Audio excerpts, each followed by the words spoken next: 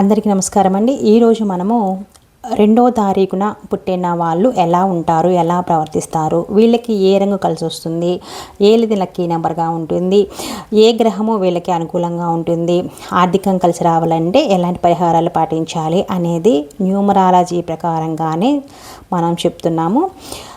అంటే వీళ్ళు పుట్టిన తేదీని బట్టి చెప్తున్నాం అన్నమాట.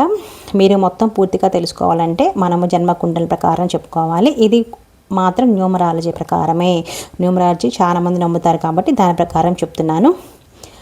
2వ తారీఖు పుట్టిన వాళ్ళు అదృష్టం వీరిని తలుపు తీసేదాకా కుడుతూనే ఉంటుందని చెప్పొచ్చు. పైకి ఒకటి లోపల ఒకటి ఉంచుకోరు. అంటే లోన ఏదైతే ఉంటుందో మనసులో అదే పైకి అనేస్తూ ఉంటారు. నిజాయితీ కొంచెం ఎక్కువనే చెప్పొచ్చు వీళ్ళని. అలాగే లక్ష్మీదేవిలా చెంచల స్వభావం కూడా ఉంటుంది వీళ్ళకి.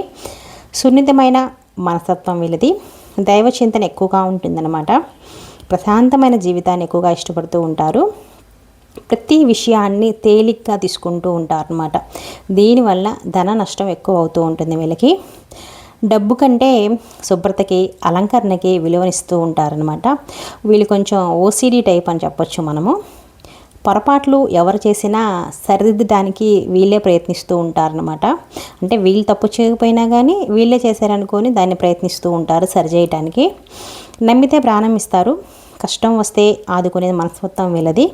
కానీ వీరికి కష్ట సమయాలు వీరిని ఆదుకునే వాళ్ళు మాత్రం ఎవరో ఉండరు. అలాగే వీళ్ళు ఎక్కువగా అందరితో కలిసిపోయే మనస్తత్వం ఉంటుంది. ఆందోళన ఎక్కువగా ఉంటుంది. దానివల్ల కూడా వీరి వద్ద రహస్యాలు తాగవు.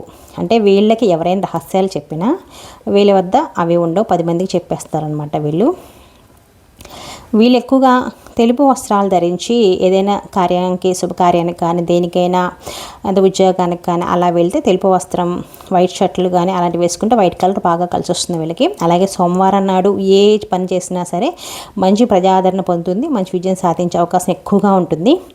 అలాగే ఈ గ్రహానికి 2వ నెంబర్కి గ్రహరాజు ఎవరంటే చంద్రుడు అండి. ఈ చంద్రుడికి మీరు వడ్లు కానీ బియ్యం కానీ దానం ఇవ్వచ్చు బ్రాహ్మణుడికి. లేదంటే చక్కెర పొంగల్ చేసి లక్ష్మీదేవికి నైవేద్యంగా సమర్పించి దాన్ని ప్రసాదంగా పంచవచ్చు. సోమవారం రోజు మాత్రం పరిహారాలు చేసుకుంటే ఆర్థికంగా బాగా కలిసి వస్తుంది. వీళ్ళు సోమవారం ఎక్కువగా పరిహారాలు చేసుకోవాలి. అలాగే ఆవుకు కూడా మీరు బియ్యం కానీ వడ్లు కానీ తినిపించవచ్చు. వీళ్ళు ఇంకా బాగా ఉండాలంటే వీళ్ళు కంపల్సరీగా సోమవారం రోజు పరిహారాలు చేసుకోవాలి. వడ్లు కానీ బియ్యం కానీ లేదా చక్కెర పొంగల్ కానీ ప్రసాదంగా పంచుతూ ఉండండి.